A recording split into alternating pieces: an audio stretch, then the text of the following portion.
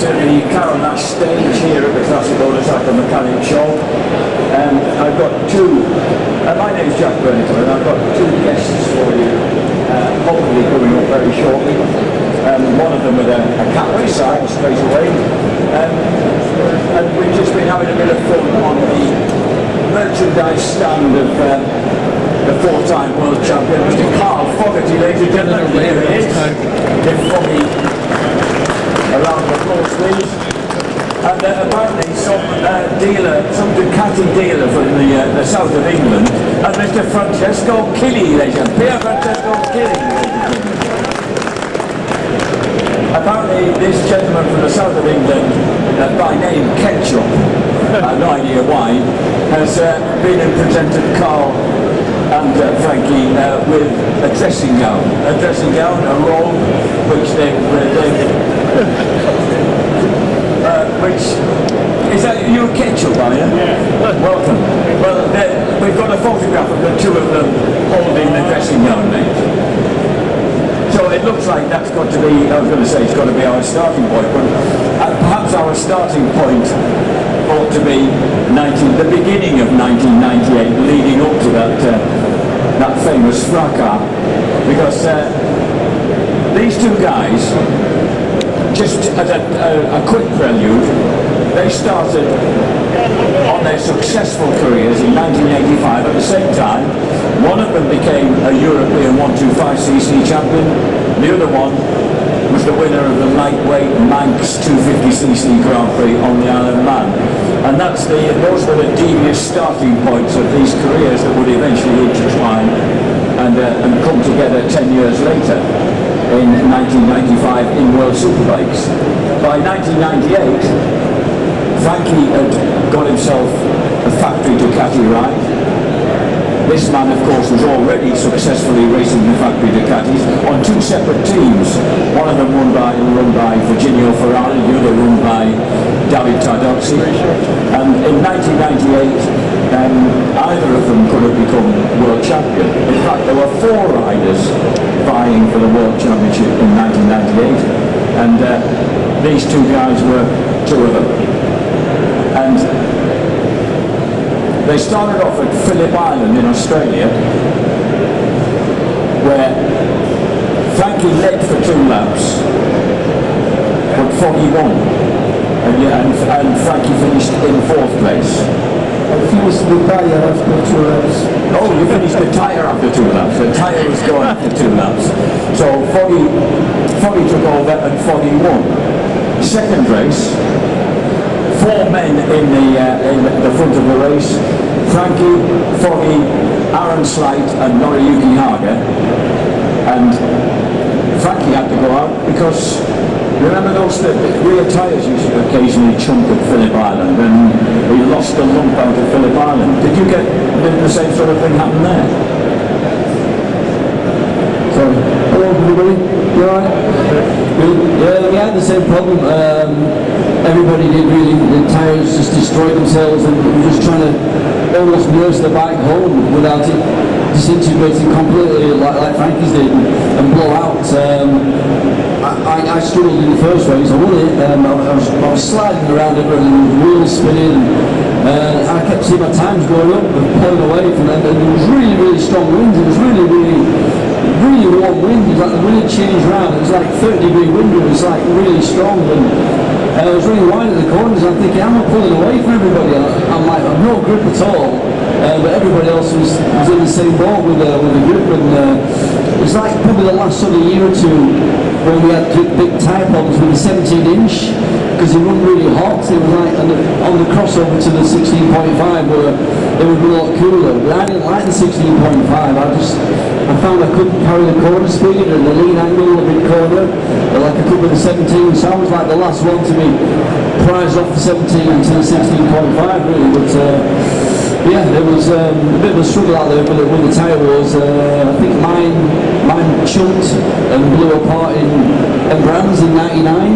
Yeah, I came into the pits, changed the rear tyre. It was like a calamity of pit changes. The rear wheel stand broke as it went in, and I was in there for seemed like 10 minutes, you know. So I think I got back out and finished 19th. I still finished every race of 1999, but I didn't get any points in that first race at Brands because the rear tyre had chunked. And yeah, it was difficult times with the rear tyres. Then in 98, 99, we had a lot of problems with tyres.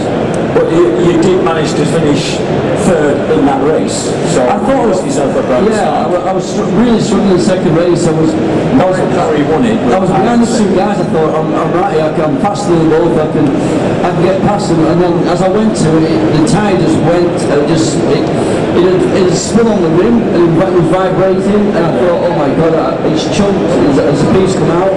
So I backed up and just nursed it home. And to finish, well, I was third, but I thought I was fourth actually. I'm third.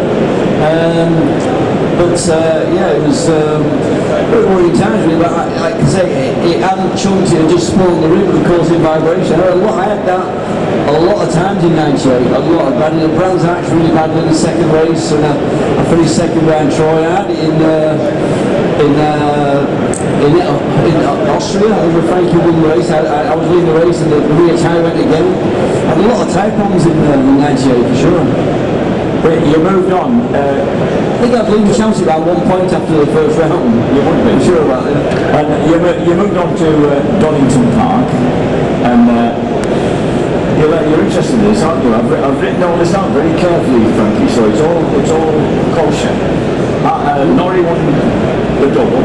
Ada was a Michelin power or No, he was Dunlop. He was the man who liked Dunlop, and they actually gave them to Neil Mackenzie as a wild card, and he could not get on with them at all. He couldn't get on, but Norrie loved them, and it was when they put him onto Michelin in 1999 that he went suddenly backwards. Yeah, it was funny because when I knew he was going to be on the same tyres as me in 99, I thought, I've no problem beating him. I beat him for sure on the same tyres. No, and I never really saw him that year, to be honest. I remember standing out there at the beginning of the back straight at Donington Park during practice, and the fans were just Norrie with pipes of lager in there. He was a very popular figure out there at that time. And he did the double from Corsa, and you finished third in the first race. Yeah. And then Foggy finished seventh in the first race. Yeah, and then it Foggy was third in the first race and Frankie fifth. I had a nightmare in qualifying for that one. I remember it like it was yesterday. It was the first year of Super Bowl, and I'd qualified down 14th. So there were only top 15 guys in Super Bowl, so I was the second one to go. And I went and did a really good time, and then the guy 13th went 11th, 12th, and I was still fastest, I was still on pole position.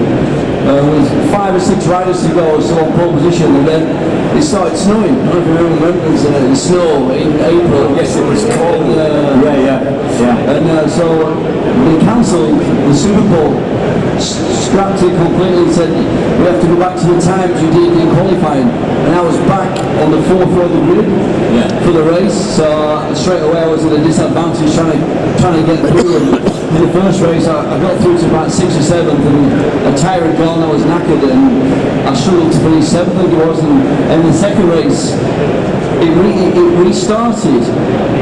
I can't remember what happened, but something happened in the first part of the race. I was running third, I think, and they stopped the race. It was running 2 parts, and the restart, it was a lot shorter laps, so I said to the guys, put the smaller discs in.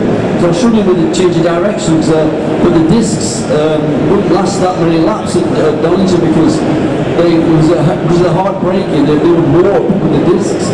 But it was only like a 10-lap race or something. I said, put the smaller discs in, it would be easier for me to ride the bike, and I won the second part of the race. That's right, but then they did it on aggregate. And I went back to third, yeah. So I remember getting the front page of the headline of the MCN Wednesday. It said Foggy's late show, and I hadn't even won the race.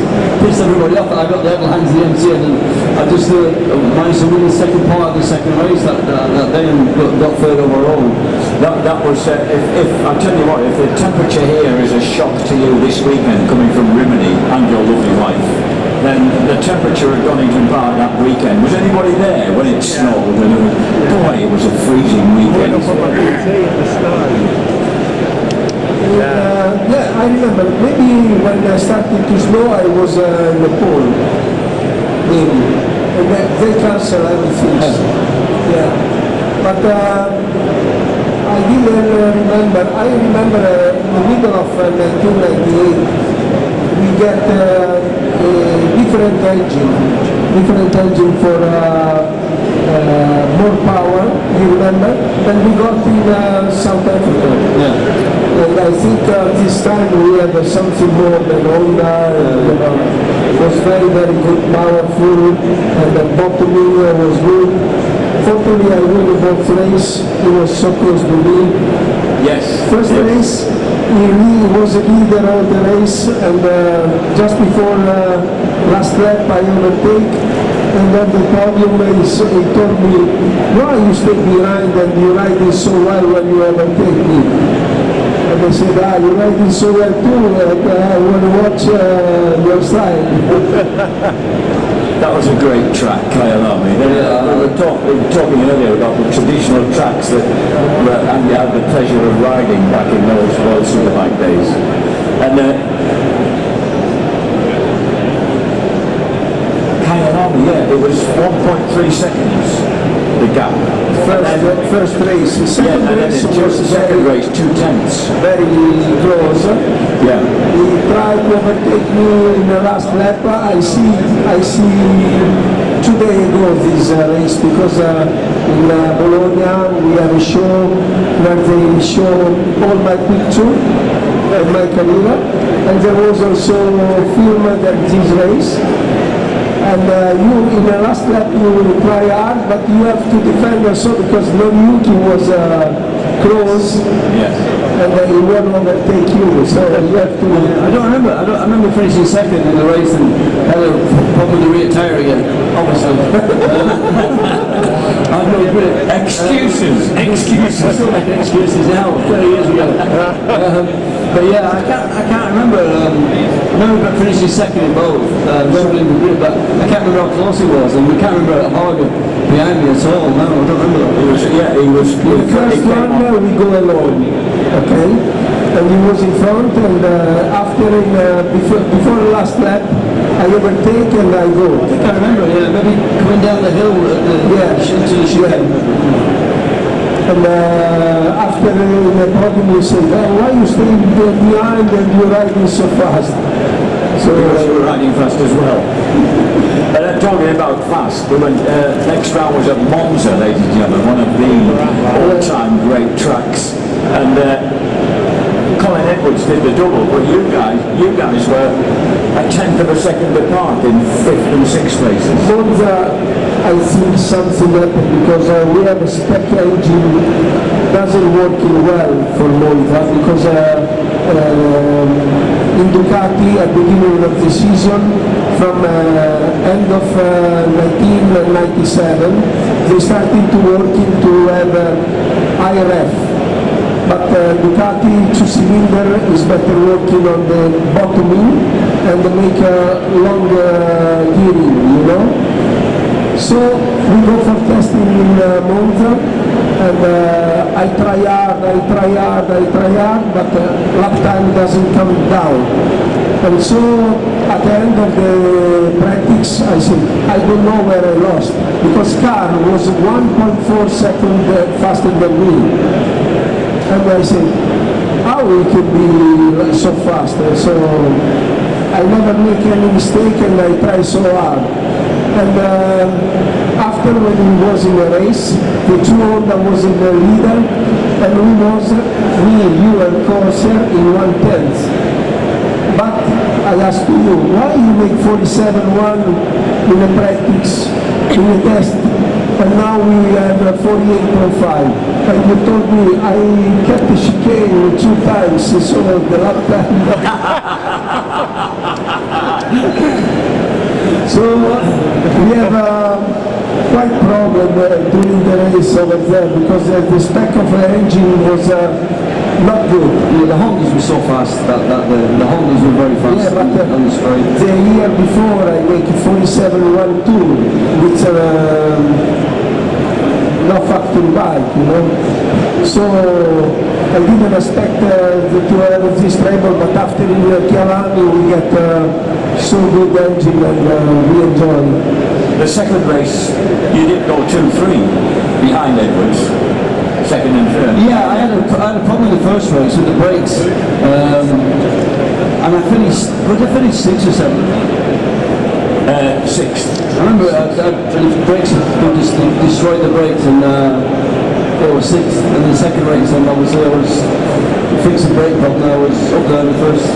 What position? Was second or third? Second, Frankie. Okay. So what was it Albacete next when you went to Spain? Was it Albacete the only time, the last time they used Albacete, I think? No, we used Albacete in '99 as well. Oh, did you? You shared the race wins there. Frankie won the first race. It was wet. And you won the second race. Yeah, I think, what was I, 10th or something? Ninth. That's a decent result for me in the wet. I thought it was Were you always rubbish in the wet? No, I used to be pretty quick in the wet when I raced 250s and when I was in my early days, I won the TT in the wet, believe it or not. But when it came to World Superbike, I was too cautious, I don't know, I just didn't push hard at all. I just wanted to score points, and I had some bad results in '98 when I said my head wasn't right, to be honest, in a lot of the races in '98, especially in the races coming up now where I wasn't quite right. So was that a dry second race that you Second race dried, and I just got away and cleared off and won the race easily. And you were down in 5th place? Yeah, behind the old behind Murray. And behind Strike and Corsa, who were always First there. race, La Villa and Corsa go away.